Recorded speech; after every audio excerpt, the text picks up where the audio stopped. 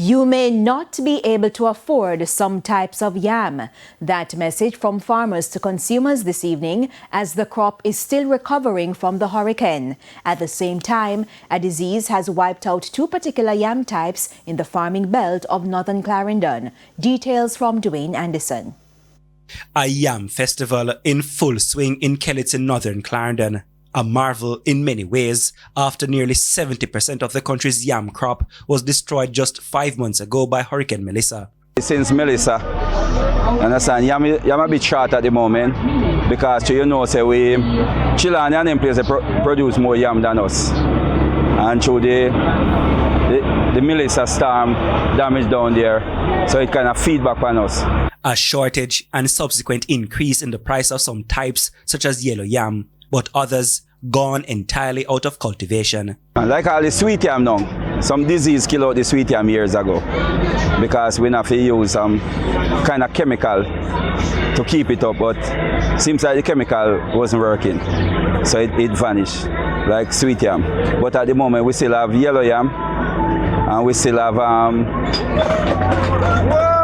a thing what they call tar yam.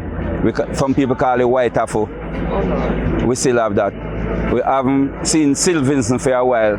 I don't know if the same disease killed out Sylvinson. You understand? The Yam Festival was returning for the first time in years and gave farmers a chance to market their produce to large-scale buyers and everyday consumers alike. For a constituency that is almost 90% farming, it is more than acceptable that we have a festival of this sort.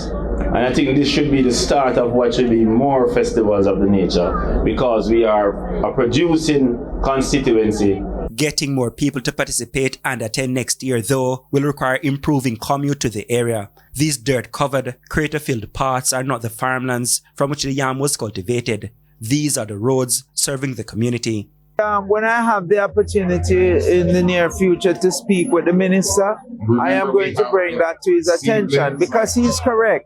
And a number of the farmers from this area, they not only go to St. Catherine, Clarendon, but they go as far as Mandeville and as far as Kingston, Coronation Market. A number of, I gather, the last time I was here, I was told that somewhere in the region of 10 to 16 trucks would have left from these areas. And any given Thursday night, I head for Kingston, Coronation Market. Dwayne Anderson, TVJ News.